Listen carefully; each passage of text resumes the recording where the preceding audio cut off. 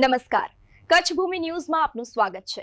વિરાણીયા ગામ ભૂખી નદીને પુનઃજીવિત કરવા સંકલ્પબદ્ધ ખરા શક્તિસિંહ જાડેજા। મુન્દ્રા તાલુકાના વિરાણીયા ગામે ભૂખી નદીના નવસર્જનનું કાર્ય કચ્છ મિત્ર ગ્લોબલ કચ્છ દ્વારા અને દીનદયાલ પોર્ટ ઓથોરિટીના આર્થિક સહયોગથી પ્રારંભ કરાયું હતું। આ વેળાએ શોભાયાત્રા સ્વરૂપે નદી પટમાં સૂર્યનારાયણને જલ અર્પણ કરી ભૂમિ માતાનું પૂજન આગેવાનોના હસ્તે કરાયું હતું। કચ્છ મિત્ર ગ્લોબલ કચ્છ અને દીનદયાળ પોર્ટ ઓથોરિટીના પ્રતિનિધિઓ તેમજ વિવિધ ગામના સરપંચો, જળસંચયની ટીમ અને ગ્રામજનો બહોળી સંખ્યામાં ઉપસ્થિત રહ્યા હતા। જિલ્લા પંચાયત સદસ્ય મહેન્દ્રભાઈ ગઢવી, ટપ્પર સરપંચ રઘુવીરસિંહ જાડેજા, ભાજપના યુવા આગેવાન મનોજ મહેન્દ્ર ગઢવી વગેરે આગેવાનો ઉપસ્થિત રહ્યા હતા। વિરાણીયાના યુવા આગેવાનોએ કાર્યક્રમને સફળ બનાવવા જહેમત ઉઠાવી હતી। નમસ્કાર, આજરોજ વિરાણીયા ગામે જે નવસર્જન ભૂખીનું કાર્ય કચ્છ મિત્ર ગ્લોબલ કચ્છ અને દીનદયાલ પોર્ટ ઓથોરિટીના આર્થિક સહયોગથી જે ભૂખી નવસર્જનનું કાર્યનું આજરોજ કાર્ય પ્રારંભ વિરાણીયા ગામેથી કરવામાં આવ્યું। આમાં કચ્છ મિત્રના પ્રતિનિધિઓ, ગ્લોબલ કચ્છના પ્રતિનિધિઓ, દીનદયાલ પોર્ટ ઓથોરિટીના પ્રતિનિધિઓ અને સ્થાનિક અમારી સરપંચોની ટીમ, અમારી જળસંચય સમિતિની ટીમ સૌ ઉપસ્થિત રહ્યા હતા। મોટી સંખ્યામાં ગ્રામજનો ઉપસ્થિત રહ્યા હતા। શોભાયાત્રા સ્વરૂપે બધાએ ભૂખી નદીમાં ત્યાં સૂર્યનારાયણને જળ અર્પણ કરી અને ભૂમિ માતાનું પૂજન કરી અને આવનારા સમયમાં જે સંકલ્પ અમે સૌએ લીધો છે કે ભૂખી અમારી પુનર્જીવિત થાય, એ સંકલ્પને સિદ્ધ કરવા માટે અમારી ટીમ કટિબદ્ધ છે।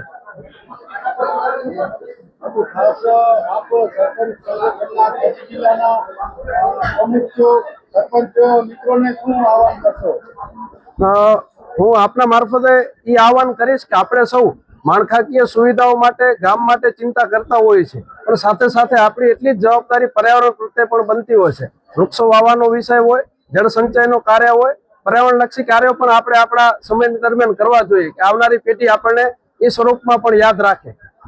ખાસ હું વાત કરું તો આપણા ગામ એસડીપનો મુદ્દો ચર્ચામાં છે અને આ મુદ્દાને લઈને સરપંચ પ્રતિનિધિ ભાલુભાઈ અને ગામજનો લડત કરી રહ્યા છે, એ વિષયમાં આપ શું કહેશો?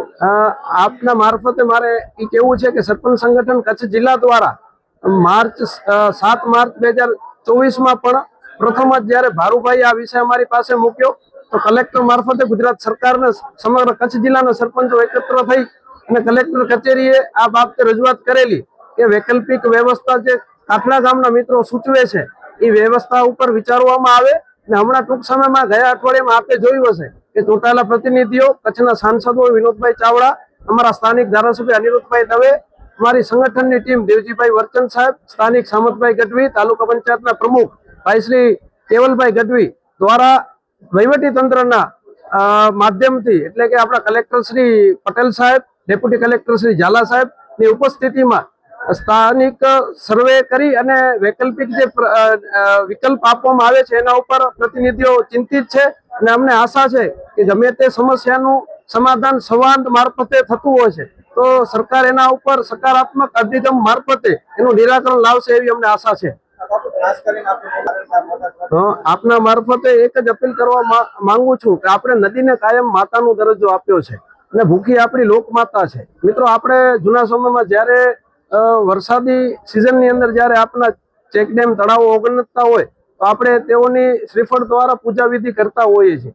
આવનારી જનરેશનમાં આપણે ધાર્મિક કાર્ય સાથે જોડાઈ રહેવું પડશે અને આવનારી સમયમાં જનરેશન હમણાં જ નદીઓ આપણી એક ડમ્પિંગ સાઇટ થઈ ગઈ છે તો આપણે ડમ્પિંગ સાઇટથી વળી પાછું આપણા મારફતે આખો એક આધ્યાત્મિક માહોલ ઉભો કરવો પડશે જેથી નદીઓ પાછી આપણા જીવનમાં પ્રસ્થાપિત થાય। આજના કાર્યક્રમની તો ઘણા સમયથી જેને કે રાહ જોતા હતા કે જે વિચાર્યું છે એનો અમલ થશે, એ ઘડી આજે આવી ગઈ અને આજે આ ભૂખી નવસર્જનના કાર્યનો આજે પ્રારંભ થઈ રહ્યો છે। તેની સાથે સાથે ઘણા બધા નવા આયામો પણ આ વિસ્તાર સર કરશે।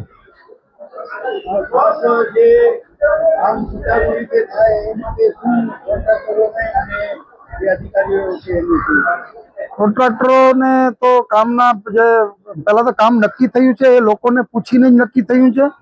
ગ્રામ સભાઓ અને ગ્રામ પંચાયતો જે કામો સૂચવ્યા છે એ કામોને જ આમાં લેવામાં આવ્યા છે અને એ કામો જ્યારે લોકોની વચ્ચે જ જ્યારે ખુલ્લા કરવામાં આવ્યા હોય ત્યારે હવે લોકોની પણ એટલી જ જવાબદારી બને છે કે એમણે જે માંગ્યું છે તે મળી રહ્યું છે તો એ યોગ્ય સ્વરૂપે થાય એની તકેદારી રાખશે અને અમે લોકોએ આજે લોકો, કોન્ટ્રાક્ટર અને પદાધિકારીઓ અને અધિકારીઓને આ કાર્યક્રમમાં બધાને સાથે બેસાડી અને આ બધાની વચ્ચે આ સંકલ્પ સહિયારો સંકલ્પ બને એ રીતે જ દૃષ્ટિકોણ મૂલવવા માટેનું બધાને કહ્યું છે.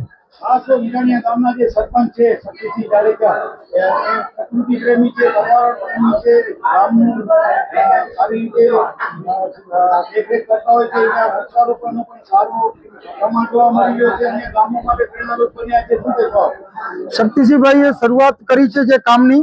એમને નદીનો પટ હતો તો એમને એક વિચાર આવ્યો કે નદીના પટમાં એન્ક્રોચમેન્ટ થઈ જશે, ક્યાંક ને ક્યાંક દબાણો થશે, તો એ દબાણો ન થાય એના માટે એમણે ગ્રામ્ય વનનું જે કોન્સેપ્ટથી કામ કર્યું અને અત્યારે આ નદી ઉપર ઘણા બધા નવા સરપંચો ફરી પાછા ચૂંટાઈને જે આવ્યા છે એ બધાને પણ આ બાબતેમાંથી પ્રેરણા લઈને એક તક મળશે કે જે રીતે નદીના કાંઠા બંધાશે, કાંઠા ઉપર વૃક્ષારોપણ થાય, બાગ બગીચાઓ બને.